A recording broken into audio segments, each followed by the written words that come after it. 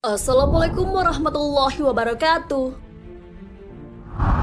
Sahabat beriman, Rasulullah SAW adalah manusia paling mulia. Bahkan pujian untuk beliau pun abadi sampai hari kiamat. Hal itu bisa kita temui dalam banyak dalil. Namun, ternyata kemuliaan beliau tak membuat mencegah seorang badui untuk menyakitinya. Apakah yang dilakukan orang badui tersebut pada Nabi SAW? Lalu apa yang terjadi padanya saat telah menyakiti Rasulullah SAW? Tonton video ini hingga akhir agar tidak sesat. Apa yang dilakukan Arab Badui itu pada Nabi SAW? Dalam kitab Nawadir, Rasulullah SAW pernah berkunjung ke rumah Fatimah. Ia mengadu bahwa belum makan, namun anak dan cucunya pun mengalami hal yang sama. Fatimah belum makan selama 3 hari. Rasulullah SAW pun kasihan melihat cucunya Hasan Hussein kelaparan. Nabi pun berjalan sampai akhirnya berada di pinggir sumur di kota Madinah. Seorang badui pun datang hendak mengambil air. Dia tidak tahu bahwa orang yang sedang berdiri di pinggir sumur itu adalah manusia mulia utusan Allah Subhanahu wa Ta'ala. Rasulullah SAW lalu menawarkan jasanya untuk mengambil air sumur tersebut. Rasulullah SAW dan orang Arab Badui itu pun bersepakat dengan imbalan 3 biji kurma. Pemuda itu pun lalu memberikan timba untuk digunakan Rasulullah SAW. Berulang kali Rasulullah SAW mengambil air dengan timba tersebut. Namun tiba-tiba tali timba tersebut putus. Timba itu pun jatuh ke dalam sumur.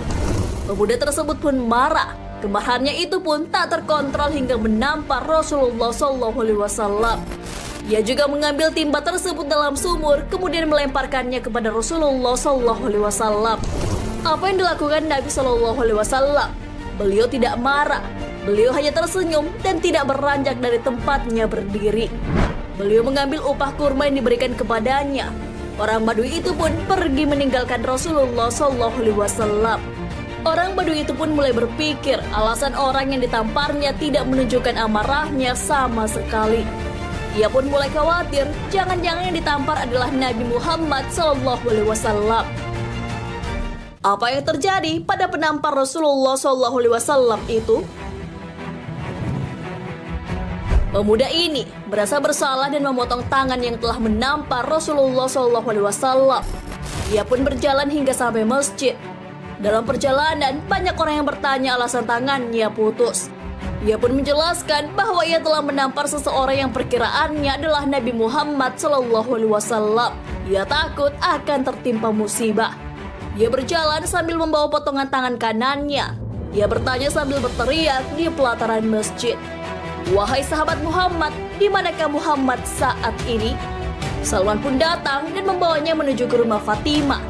Di sana terlihat Nabi SAW sedang memangku kedua cucunya. Wajah orang Badui itu seketika takut melihat Rasulullah SAW. Orang Arab Badui itu pun meminta maaf. "Wahai Muhammad, maafkan aku.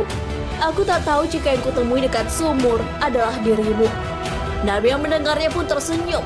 Tak sedikit pun rasa marah ataupun dendam yang ditampilkan beliau.